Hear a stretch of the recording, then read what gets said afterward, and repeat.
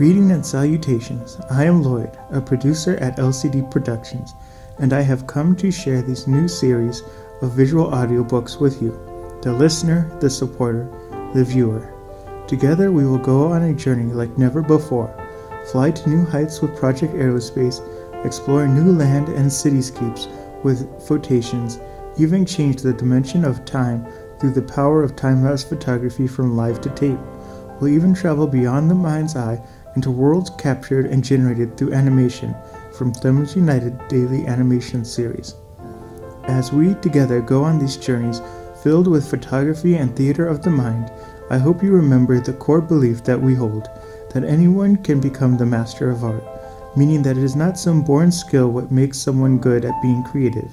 It is a desire to practice and spend time being creative that creates the master. I hope that these films, photography, and stories inspire you to set some time aside and practice some creativity. I believe if we all spend more time creating and being constructive, the world would be a better place, a more friendlier and fulfilling place. Thank you for coming. Let's begin this journey.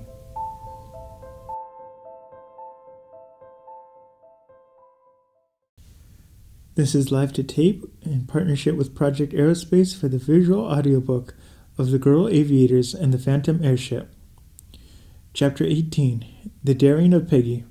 By the time he had risen to his feet, several of the officers of the track were seen approaching and Fanning, with a scowl of deep disgust at our party, who paid little attention to him, shuffled off. At first Peggy thought that the officials had seen something of the trouble and would be angry, but it turned out that they were only coming to announce a few minor changes in the rules governing the race, and to distribute printed copies of the same. As they passed on, one of them turned and remarked casually, "By the way, as the wind is so light, we have declared to have the big contest an hour earlier than was announced, to eliminate the girls' contest so that everyone can get home from the grounds in good time for dinner." He hastened to join his competitors on the journey down the line of hangars, outside of which airplanes were sputtering and smoking, all excited aviators and mechanics hustling about. All at once a big plane was wheeled out and soared into the air. It carried a blue and gold streamer. "That's Steiner of, I guess, school in New York City," explained Jimsy. "He's confident of winning the big prize." Peggy made some reply. She didn't know just what. Her mind was throbbing with the idea that Roy's inexplicable absence meant that the harm had come to him, and that even if he were safe, the advancing of the hour of the race would put them out of it if he did not make haste. "Look, there goes Blanker and Philadelphia Polytechnic, and Rayburn, the Boston Tech," cried Jimsy. The next instant, as the biplane and graceful white-winged monoplane shot aloft on trial trips, their motors exploding loudly and a tail of blue smoke streaming out behind them, a silent cheer came from the grandstands, which were already beginning to fill as the boy aviator shot upward. Oh, Roy, where are you?" sighed Peggy to herself as she watched the young aspirants for the aerial honors swing around the course. "I'm going over to the stand and phone to the police station," asked Jimsy presently. "They have had some news over there by this time." "Oh yes, please do," cried Peggy as Jimmy hastened. When he had gone, the two girls turned troubled countenance to each other. "Poor honey," cried Jess. "I know how you are suffering, but don't worry, Peggy. I'm sure it will come out all right." "Yes, but you don't know what depends on Roy's winning the race," cried Peggy.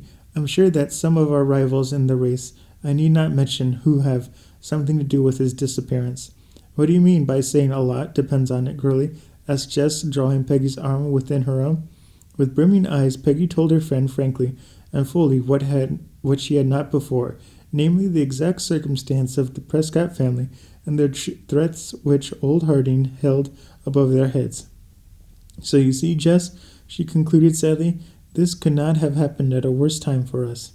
"I see that," gently rejoined the girl, "but listen, dear, you may have a chance to win it after all, if you trust to us to find Roy." "Trust you?" repeated Peggy in a puzzled tone. "Trust you to find Roy?" "Yes, my dear. Well, you go in and win the race." Why, what are you talking about? Gasped Peggy. A brilliant idea that has just occurred to me. You are about Roy's height, and if your hair was cut short and you look enough like him to be his twin brother instead of sister, but that doesn't matter. You wear goggles and a helmet and a driving that thing anyway, don't you? Yes, but oh Jess, I couldn't do that. Not even if your aunt's sake, Peggy, and to show those whom you suspect that they could not put a Prescott out of the race, however hard they try. Come into the shed with me. I'm going to persuade you, if I can, to do the brave thing. With their arms about each other's waist, the girls walked toward the hangar and entered it. As they did so, the figure of Duke Jade glided from a place of concealment close at hand, and slipping behind some low bushes, he gained the rear of the Prescott shed unperceived. Once there, he placed an ear to the crack of the structure, from within which he could hear the murmurs of the girlish voices. Whatever he heard seemed to strike him with astonishment at first, then with a malicious glee. So, he murmured, that's your scheme, is it? Well, I guess we'll be able to head that off. That airplane of yours won't go in that race if I can help it. And even if it did, I know enough how to head you off from getting the big prize. That young Harding ought to pay me well for this. So saying, Duke Dade shuffled off toward Fanny's hangar, still chortling evilly to himself. Jimmy returned to the shed without any good news. In fact, the doleful expression on his usually merry face would have told them that long before he opened his mouth in the midst of general gloom, a merry face was suddenly obstructed through the swinging door. Hello, young folks. What's the trouble? You look as though you were going to attend a funeral. They looked up to see the figure of Hal Homer, clad in white flannel, with a checkered cap on his curly head, standing in the doorway. Can I come in? He asked, without waiting for an answer, and he came. Oh, Homer, cried Jess, fairly pouncing on him. We're so glad you've come. We're in a dreadful fix. A dreadful fix? Why, my dear young lady, I read in the local paper that I brought on my way from the depot that Roy's machine, judging from the trials, was going to have the things all her own way. So much so, struck in Jimsy, that it looks as if some of Roy's enemies have spirited him away. What? I'm afraid I hardly understand. The aviator instructor looked at Jimsy in a puzzled way, rather as if he thought the youth might be having some fun with him. No, this is serious. I mean it, spoke Jimsy quickly. Roy has gone. Gone? Yes, he vanished last night. But sit down and we'll tell you all about it. Maybe you can help us out. Absolutely flabbergasted, to use his own expression, the good-looking young flying man sank down with an unturned case, while Jimsy went on to relate all that had occurred, with Peggy every now and then striking in with additions and corrections.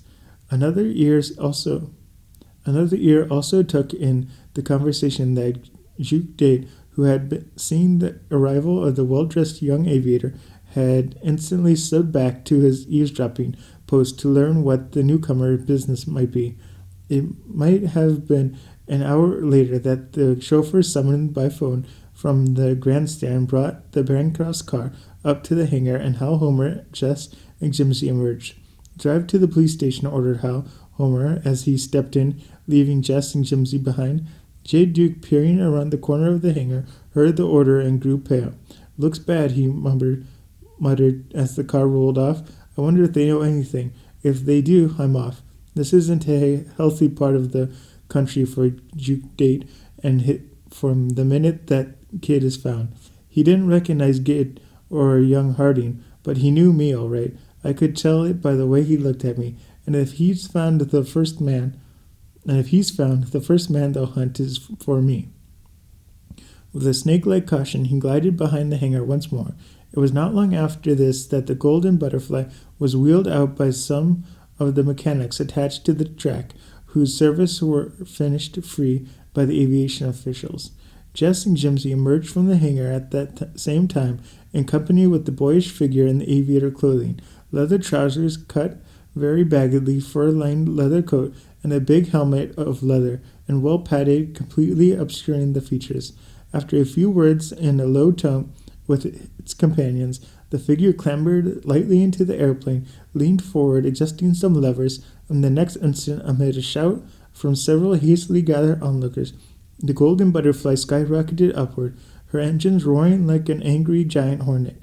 All this was watched by Fan Harding, Jade Duke, and Gid Gibson. "A nice mess you've made of it," growled Harding angrily to his companions. "You've succeeded in getting me suspected and in trouble while the boy is safe and sound on the scene." "Wonder how he got back," grunted Gid speculatively. "He must have looked a sight when he crawled out of that swamp." "Say, Did, you'd better be off," said Fanning suddenly. "You were the only one of us whose face wasn't covered. He would swear to you." "Oh, I ain't worried yet," grinned Dade easily. "You're not, eh? Well, you're a cool hand," rejoined Gid admiringly. "If I was in your shoes, I'd clear out before the airplane lands again." "Would you, eh?" scoffed Dade. "Well, what would you say if I told you that ain't Roy Prescott in the Golden Butterfly at all? That you were crazed with the heat," was the prompt of an impolite answer. "Then you'd be crazed yourself. That's his sister in the airplane, and if he doesn't show up in time for the race, she's gonna fly it herself and win it." If a bombshell had fallen at Fanning's feet, he could not have been more thunderstruck, but he recovered in an instant. "If she does, I'll protest to the judges," he said angrily. "They can't prove that I know anything about her brother's disappearance, and that Golden Butterfly won't win the race if I can help it."